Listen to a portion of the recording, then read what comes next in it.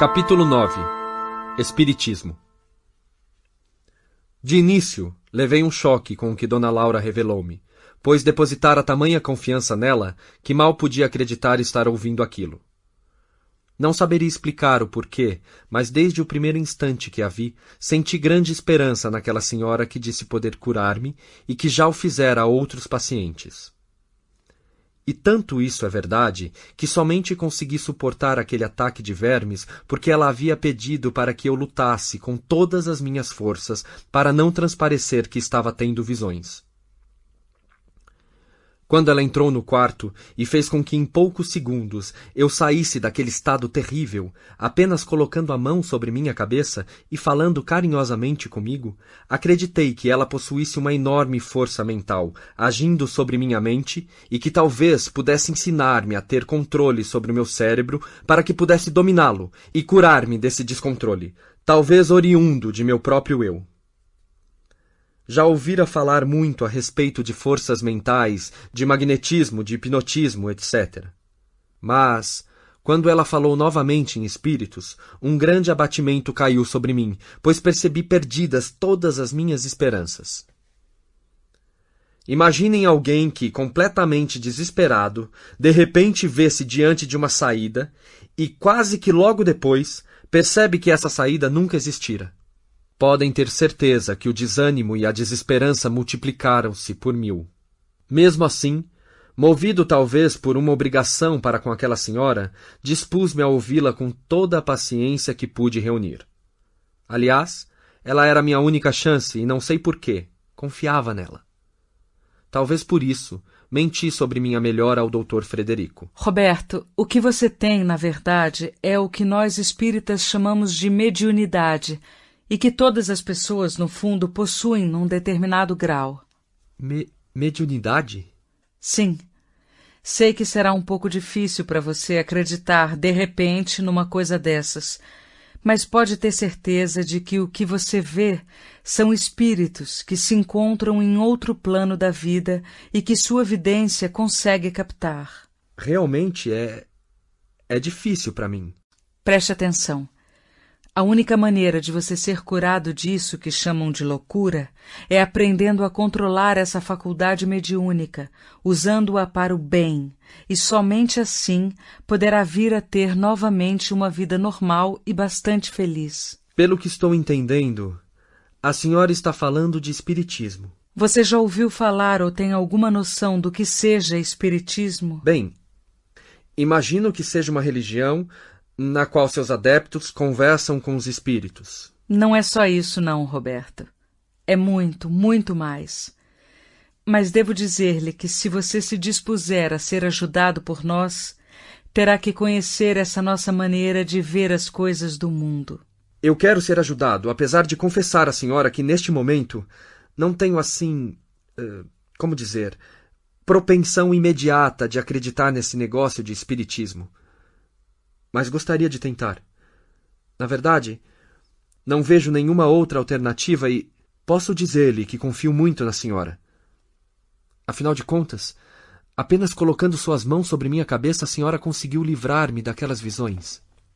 Apenas apliquei-lhe um passe. Passe? Sim, um passe. O passe nada mais é do que uma doação, uma transferência de energia de uma pessoa para outra, em que o passista é auxiliado pelos espíritos.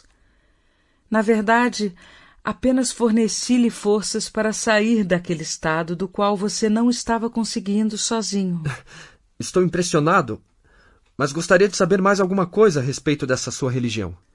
Devo dizer-lhe, Roberto, que você aprenderá tudo sobre espiritismo.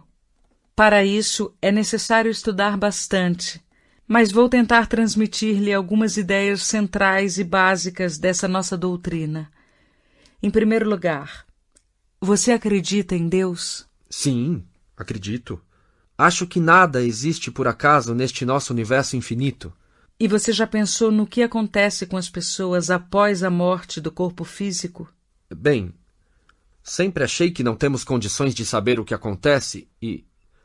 Na verdade, a vida atribulada que levamos no nosso dia a dia não nos dá muito tempo para ficarmos pensando sobre isso. Mas, em princípio, Acho que quem for mal será punido, e quem for bom será premiado, de alguma forma. Pelo menos foi assim que sempre aprendi com meus pais e nas aulas de religião que tive quando criança, na igreja que frequentava. Você acha então que os bons irão para o céu e os maus para o inferno? Sim, mais ou menos isso. Você acha que o céu é lugar de felicidade, Roberto? Sim, eu acho. E que no céu só podem estar os bons? Sim. E você acha que os bons seriam felizes sabendo que outros espíritos estariam sofrendo eternamente no inferno sem poder ajudá-los? Ou seriam realmente bons se pudessem auxiliá-los? A partir daquele momento, comecei a perceber alguma ponta lógica no que aquela senhora estava falando. Explicou-me que aqueles que erram, que cometem o mal, é dada a oportunidade de resgatar o que fizeram numa outra encarnação. Quer dizer que reencarnamos? Perguntei a ela. E a mulher respondeu-me afirmativamente com a maior convicção. Perguntou-me então como poderia ser explicado o fato de algumas pessoas nascerem em berço de ouro e outras sem nem terem um teto. Outras tantas que, apesar de paupérrimas, são criaturas tão bondosas e outras que, abastadas, são tão cruéis. Por que toda essa diferença? Tornou a perguntar-me. E com respeito aos doentes, aos aleijados, às crianças que morrem em tenra idade, seria Deus justo permitindo tanta diferenciação entre seus filhos? Uns felizes, outros infelizes. Um bebê ao desencarnar iria para o céu sem ter tido tempo suficiente para definir-se como bom ou mau? Não seria uma injustiça? Em pouco tempo, Dona Laura foi criando pontos de interrogação tão fortes em minha mente sobre coisas e fatos que eu nunca havia imaginado. Porém, com a mesma velocidade, começou a elucidá-los um a um. Por isso, Roberto, somente o Espiritismo, com a reencarnação, pode dar uma explicação lógica para todos esses fatos tão inerentes à realidade do ser humano. Vou tentar explicar-lhe em poucas palavras o que vem a ser reencarnação, apesar de que, como já lhe disse, é preciso estudar bastante para conhecer os inúmeros detalhes que podem ocorrer no mundo espiritual. Preste atenção. O espírito é criado por Deus, simples e ignorante, com a missão de depurar-se na prática do bem para poder elevar-se até planos mais altos, haja visto que a Terra é apenas um dos planos de vida do universo. Porém, o espírito possui o livre-arbítrio para fazer o bem ou o mal. No caso deste nosso planeta, o espírito reencarna muitíssimas vezes até se elevar moralmente no bem. Se ele erra numa encarnação, lhe é dada uma nova oportunidade de aqui retornar para reparar o erro e ajustar-se junto àqueles mesmos espíritos encarnados que ele possa ter prejudicado. Quer dizer que já vivemos outras encarnações? Pode ter certeza que sim. E como não nos lembramos? Não nos lembramos por única e exclusiva bondade de Deus, para que não vacilemos em nos modificar ante aqueles que também reencarnaram em nosso círculo de relacionamento. E nada mais justo que o espírito que erra reencarne em situação idêntica àquela por ele provocada, para que, pela experiência, pela dor, repare o mal que talvez tenha cometido. Mas todos reencarnam para reparar algum mal? Nem todos. Muitos já são mais evoluídos, e aqui vêm ter para ensinar alguma coisa aos outros, seja por palavras, seja por exemplos edificantes ou simplesmente para ajudar algum outro espírito com o qual tenha afinidade. Somente a reencarnação pode explicar, por exemplo, as diferenças entre irmãos consanguíneos que tiveram a mesma educação, o mesmo carinho e exemplos e que são tão diferentes moralmente. É verdade. Mas o que isso tem a ver com o que está acontecendo comigo? Você, com sua mediunidade, está enxergando espíritos inferiores que se comprazem com o mal. Inclusive, às vezes, como me contou, enxerga o próprio habitat deles. Habitat? Sim. Vou lhe explicar mais uma coisa. Existem diversos tipos de planos vibratórios, onde os espíritos desencarnados habitam. Iguais ao nosso? Posso lhe dizer que existem planos dos quais o nosso é praticamente uma cópia. Como assim? Entenda que a verdadeira vida é a espiritual.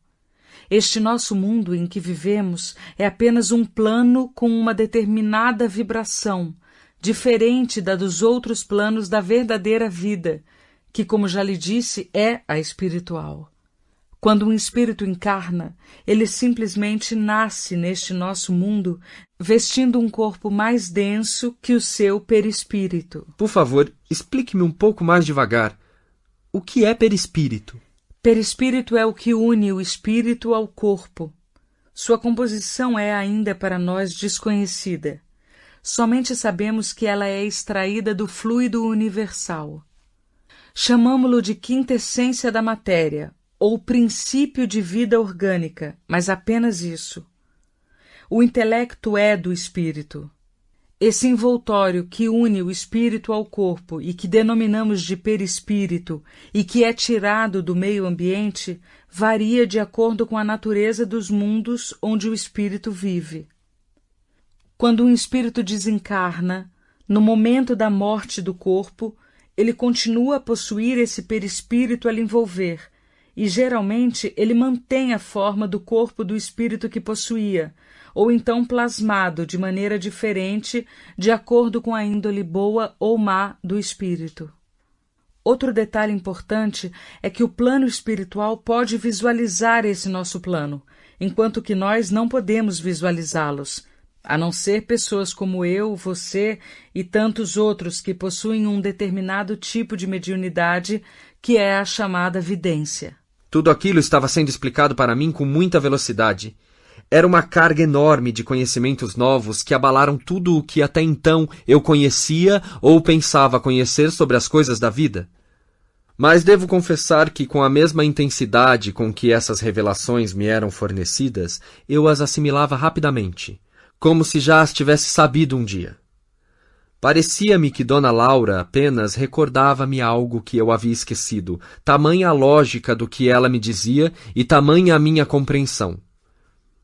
Parecia até saber o que ela iria dizer-me no minuto seguinte, e disse isso para ela, que, sorrindo, disse que já havia percebido isso. A senhora poderia dizer-me mais a respeito dos diversos planos? Sim. Quando um espírito desencarna, ele não abandona seus hábitos, seus desejos, suas virtudes, suas fraquezas e vícios. Então, por uma questão de vibrações que poderíamos chamar didaticamente de mentais, ele vai se localizar num plano condizente com o que ele realmente é e interagindo com outros espíritos que lhe são afins. E assim como existem planos superiores, existem planos inferiores, inclusive ao nosso. Esse que você visualiza é um deles. Mas por que os espíritos que vejo são tão horrendos? Porque, como já lhe expliquei, o perispírito é plasmado de acordo com a evolução moral do espírito, e é evidente que um espírito de má índole revista-se de horrível forma, muitas das vezes até exagerada por sua própria vontade, querendo parecer pior do que já é. E eles podem ser ajudados a sair dessa condição? Aí está o ponto em que eu queria chegar. Eles podem, devem e depende de nós auxiliá-los. Mas por que nós, encarnados? E como é feito isso? Vou lhe explicar. Quando um espírito desencarna, se ele viveu muito apegado às coisas materiais desse nosso mundo, ele se localiza em planos bem próximos ao nosso, e muitos ainda nem chegam a perceber que já abandonaram este lado e ficam perambulando junto a coisas e pessoas como se estivessem sonhando com o que lhes está acontecendo, vivendo um verdadeiro estado de torpor. Pelo apego a este nosso mundo, não conseguem nem visualizar o plano em que realmente estão, como também não enxergam e nem ouvem os outros espíritos que falam com eles e que querem ajudá-los. A maioria sofre com isso, porque quer acordar desse estado e não consegue. Quantos não ficam como se estivessem tendo um pesadelo, vivendo os últimos momentos de sua morte, sofrendo durante muito tempo as dores que sentiram num leito de hospital ou o momento de seu suicídio, por exemplo? Revivem muitas vezes cenas terríveis das quais foram causadores e protagonistas, que a própria consciência culpada lhes amolda a mente.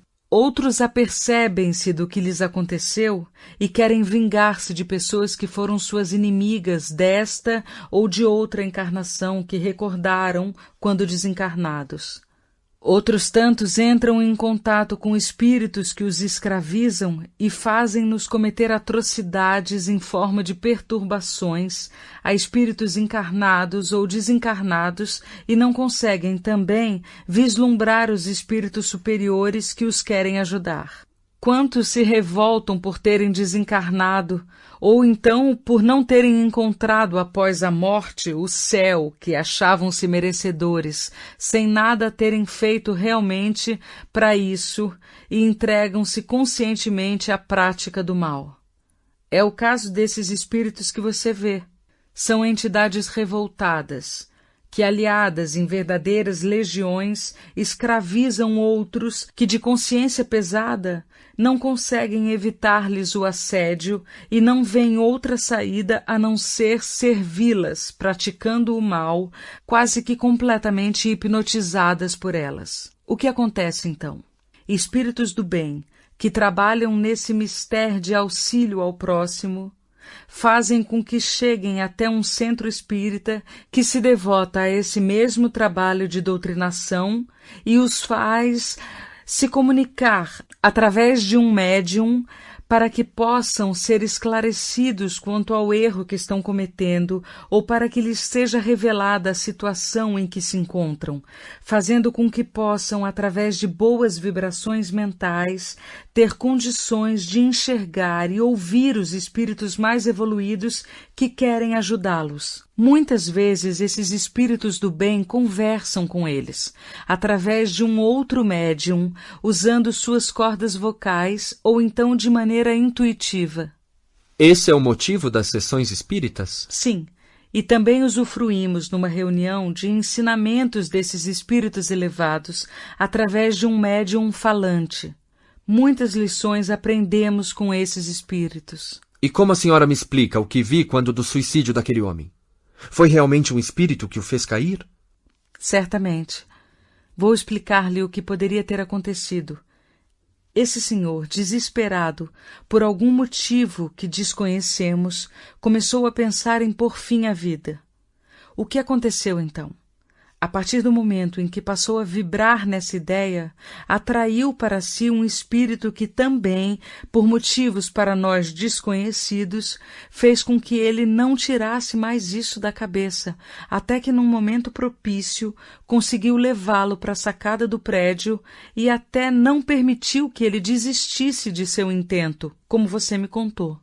E como vocês espíritas aprenderam tudo isso? Através de livros que são mensagens de espíritos superiores a nos ensinar e explicar como é o lado de lá e como tudo acontece. Já ouvi falar. Allan Kardec, Chico Xavier. Sim. Infelizmente você não poderá ter acesso a esses livros aqui na clínica, mas quando sair vou lhe indicar vários, com os quais poderá aprender muito sobre essa doutrina que não tem pontos de interrogação e que a sua lógica satisfaz o mais exigente dos estudiosos. Enquanto aqui estiver, aprenderá comigo nesses intervalos em que a câmera é vigiada por Pedro. Agora gostaria que me falasse sobre esse trabalho que vocês realizam com os doentes e como é que conseguirão curar-me desse mal por que passo. Antes de mais nada, preciso dizer-lhe que o que você tem não é um mal, e sim uma dádiva de Deus que lhe deu essa capacidade através da qual poderá ajudar ao próximo. Você não é um doente, e por isso não terá que ser curado, apenas terá que ter controle sobre essa sua mediunidade, colocando-a em prática a serviço do bem, e apenas nos momentos adequados. E quanto ao trabalho?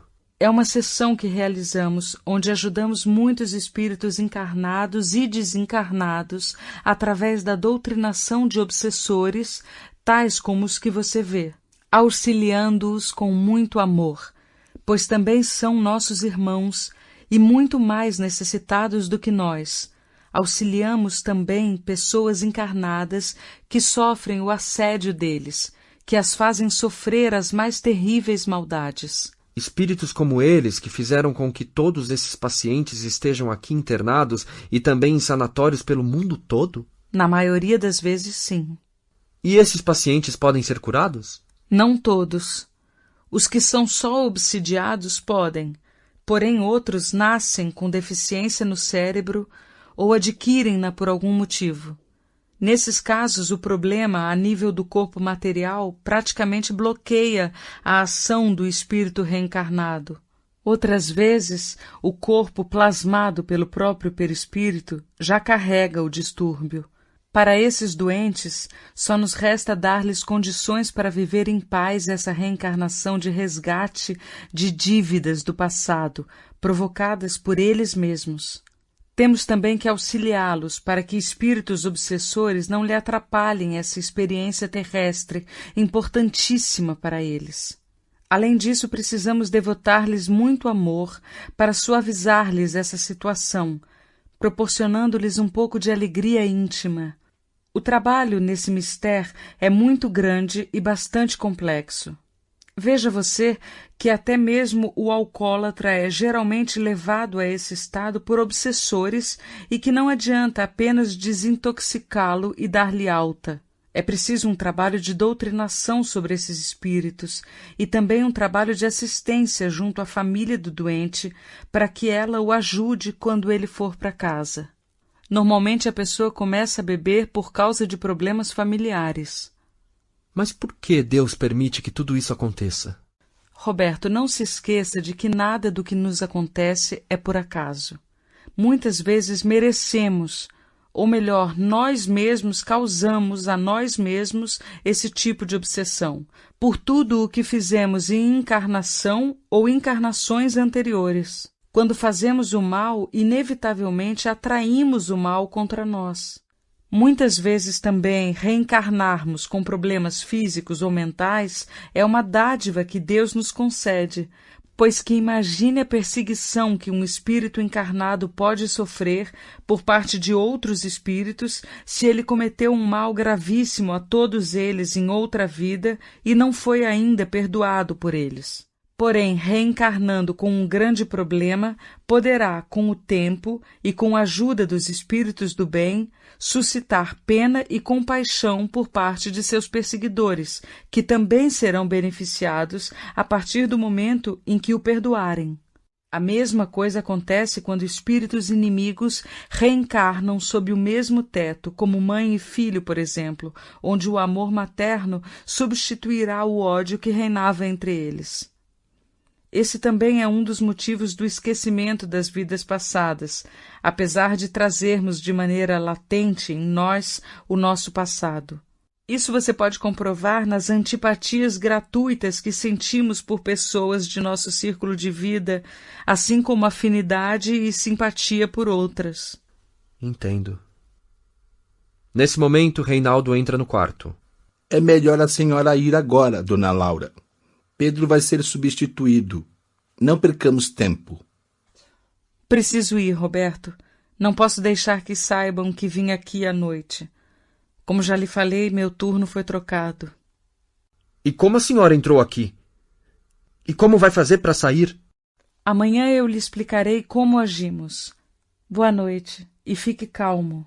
Rezarei por você e não se esqueça, ore bastante. Você será auxiliado.